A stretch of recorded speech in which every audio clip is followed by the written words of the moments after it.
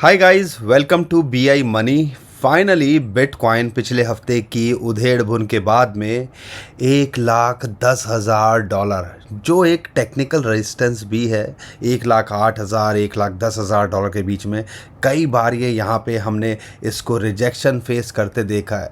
लेकिन यहाँ पर फाइनली 1,00,000 डॉलर को छूने के बाद में अब ये दोबारे जो अपना ऑल टाइम हाई है उसको टच या उसको ब्रेकआउट करने की कोशिश कर रहा है। इंटरेस्टिंग बात क्या है कि बिटकॉइन की डोमिनेंस को अगर मैं देखता हूँ तो वो कुछ खास नहीं गिरी है।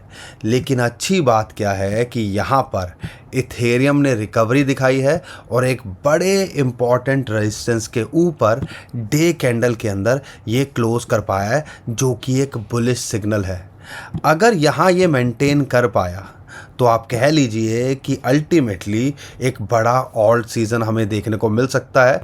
क्योंकि जब भी हमने बिटकॉइन को, अगर आप नोटिस करोगे, पंप करने के बाद इथेरियम को पंप करते देखा है, तो अगर अभी भी देखते हो जैसे इथेरियम पंप हुआ तो ओवरऑल क्रिप्टो करेंसी मार्केट के अंदर, ऑल्ट कॉइन्स के अंदर एक माहौल चेंज होता देखने को मिला है।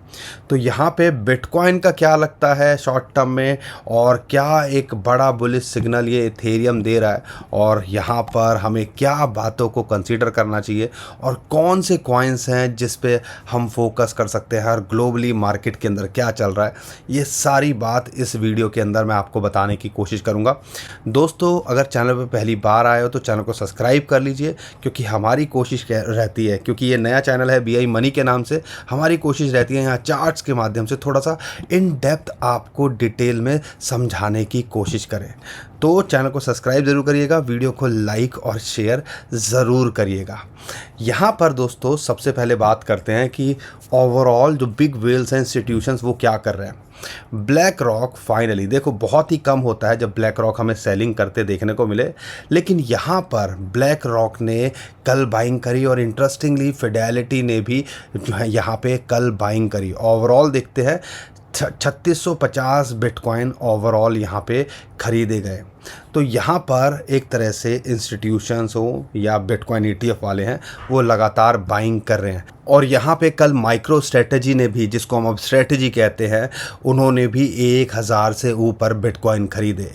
ये 5-6 लाख बिटकॉइन तो सिर्फ इकलौती ये कंपनी लेके बैठी हुई है। तो यहाँ पर अगर 1,00,000 के ऊपर लगातार बाइंग देखने को मिल रही है, और अगर आप हिस्ट्री को देखते हो, चार्ट को देखते हो, तो आपको आइडिया लगता है कि ये जो 1,00,000 के नीचे एक महीना से ऊपर हो गया है, उसके नीचे नहीं जा रहा है। और जब भी कोई इंपॉर्टेंट सपोर्ट पे आता है तो हमें एक बाउंस बैक देखने को मिलता है। तो हमें इस चीज़ को कंसीडर करना चाहिए कि कहीं ना कहीं बाइंग है। और यहाँ पे कल रात को बिटकॉइन 1,10,000 को हिट करने के बाद में अभी 1,09,500 के आसपास चल रहा है। लेकिन जो बड़ी न्यूज़ है वो क्या निकल के आ रही है, हम अगर देखते हैं तो 2-3 चीज़ें हैं जिन पे हमें फोकस करना है।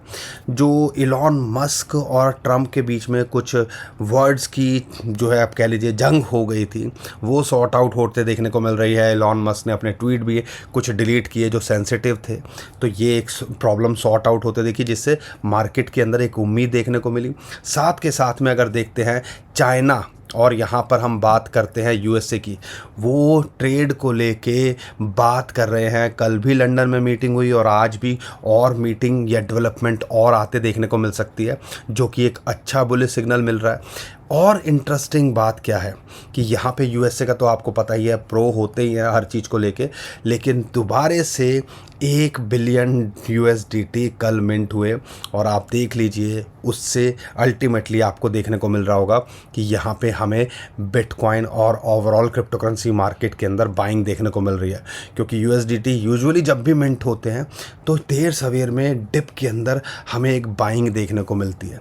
तो ये सारे सिग्नल्स हैं जो हम इग्नोर करें तो करें कैसे। लेकिन कल है एक इम्पॉर्टेंट दिन, क्योंकि कल आना है CPI का डाटा। अगर ये भी पॉजिटिव निकल के आ गया, या जितना फोरकास्टेड है उससे कम या उतना भी निकल के आ गया, वो भी एक तरह से बुलिश सिग्नल है। क्योंकि यहाँ पे उम्मीद की जा रही है 2.5, पिछली बार था 2.3, अगर ये 2.3 के आसपास आ गया तो यहाँ पे या उससे कम आया तो एक बड़ा बुलिश सिग्नल ये भी हो सकता है और मार्केट को ये भी पुश करता देखने को मिल सकता है। तो कल के अंदर या आप कह लीजिए मार्केट थोड़ी वर्टाइल हो सकती है और अगर अच्छा निकल के आ गया तो उम्मीद कर सकते हो शायद बिटकॉइन अपना एक नया ऑल टाइम हाई बनाता हमें यहाँ देखने को मिले। वो होगा कि नहीं होगा उसके बारे में थोड़ा सा आगे बात करेंगे, लेकिन इस सीपीआई के डाटा की बात करते हैं तो इससे इम्पैक्ट क्या पड़ता है।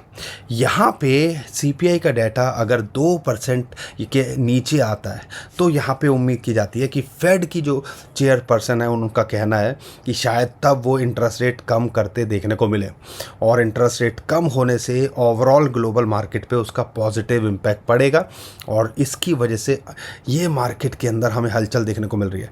तो 11 तारीख ये डेट याद रखनी है। 18 जो है जून की बात करते हैं, वहाँ पे हमें एफओएमसी की मीटिंग होनी है। क्या इंटरेस्ट रेट कम होगा नहीं होगा बढ़ाएंगे उसके बारे में डिसीजन लिया जाएगा। तो ये जो अगला 8 10 15 दिन है ना, या ये महीने के जो दिन हैं वो आप कह लीजिए बहुत इम्पोर्टेंस रखते हैं। पॉली मार्केट पे अगर देखते हैं तो वो तो कहते हैं कि यहाँ पर 98% लोग कहते हैं अनचेंज रहेगा, हमें भी ऐसे ही लगता है। लेकिन अगर वो भी चीज़ हो जाती है तो एक बड़ा pump overall crypto currency market में देखने को मिल सकता है। तो ये भी हमें फोकस करना है।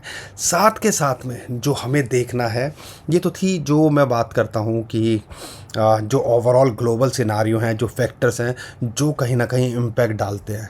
लेकिन अब बात करेंगे चार्ट की, लेकिन उससे पहले आपसे रिक्वेस्ट है, मैं बार बार इसलिए बोल रहा हूँ क्योंकि कोशिश कर रहे हैं कि इस चैनल को भी हम थोड़ा सा और जो है इंटरेस्टिंग बनाएं और डिफरेंट अपडेट न्यूज़ कॉइन्स की बात करें। तो इसके लिए अगर आप हमारा साथ दोगे, वीडियो को लाइक करोगे, चैनल को सब्सक्राइब करोगे, तभी कुछ हमें भी मोटिवेशन मिलेगा।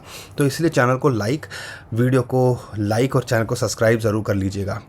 अब यहाँ बात करते हैं बिटकॉइन को लेके। अगर ओवरऑल देखते हैं तो हमें तो कोई ज़्यादा शौक नहीं है क्योंकि हमें वही उम्मीद थी, ये हमारा जोन है और हमने कई वीडियो के अंदर आपके साथ पहले भी शेयर किया है।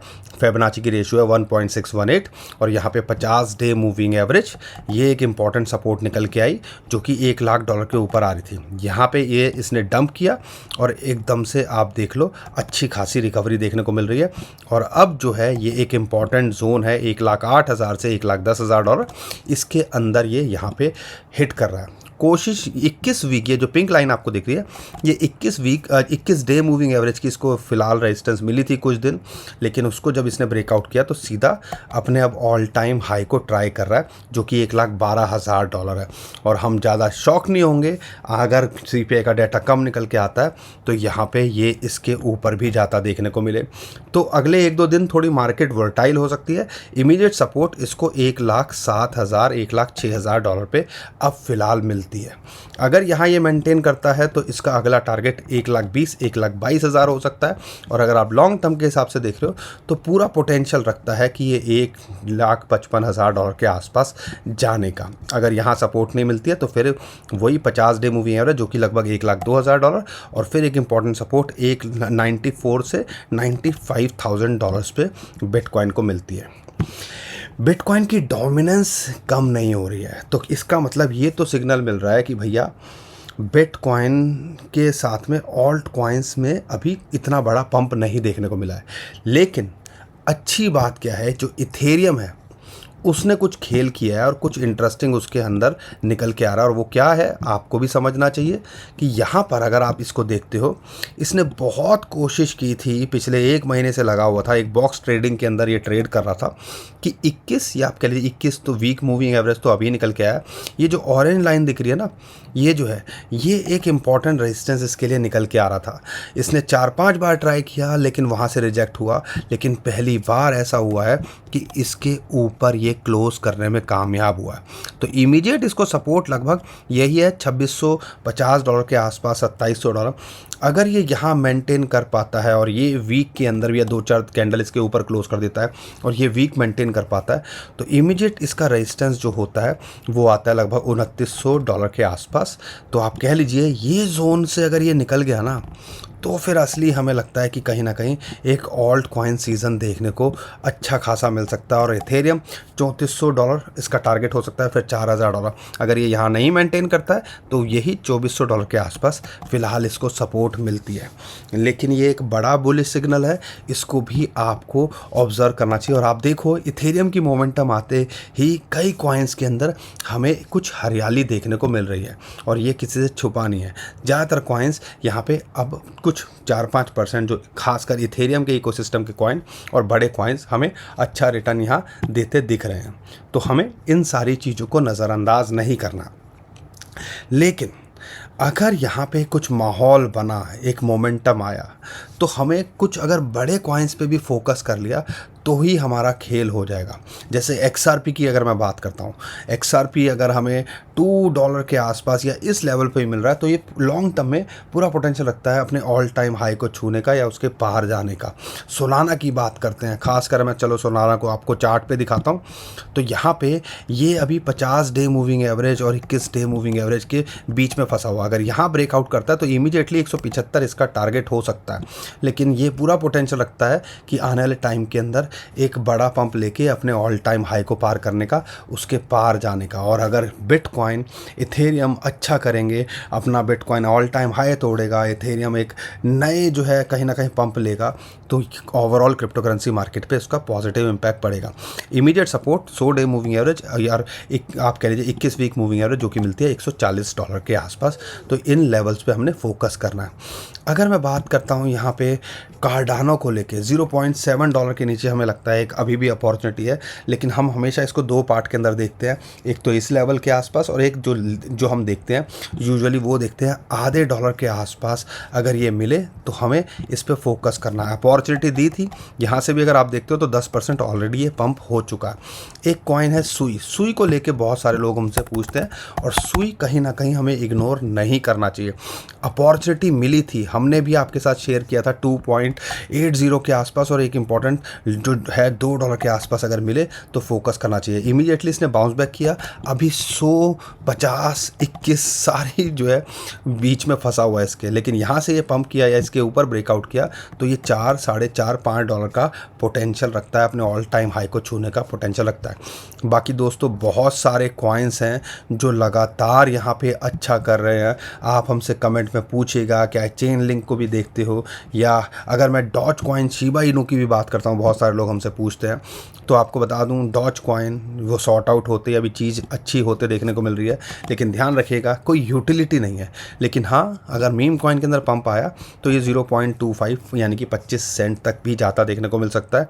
अगर मैं शिबा इनू की बात करता हूँ तो शिबा इनू के अंदर अगर ये फंसा हुआ है अभी $1400 के आसपास, जो $1400 कह रहा हूँ, माफ़ कीजिएगा, 1400, 0.00001400 ये इसका इमीडिएट टारगेट हो सकते हैं। और अगर इसके पार जाता है तो हमें लगता है ये 1700 तक भी जाता देखने को मिल सकता है।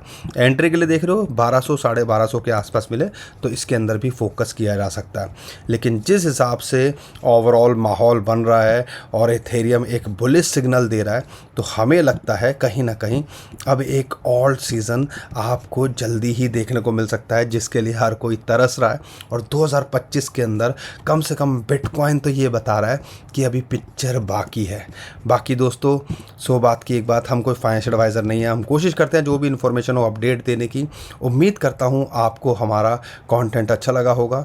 वीडियो पसंद आई है तो वीडियो को लाइक करिए, चैनल को सब्सक्राइब कीजिए और हमारे टेलीग्राम को फॉलो कर लीजिए, नीचे डिस्क्रिप्शन में जो लिंक है। और फिर भी कोई क्वेरी आपकी है तो हमसे कमेंट में ज़रूर पूछेगा, हम कोशिश करेंगे आने वाले टाइम के अंदर उसके बारे में भी बात करने की और बताने की। अभी के लिए टेक केयर, बाय बाय।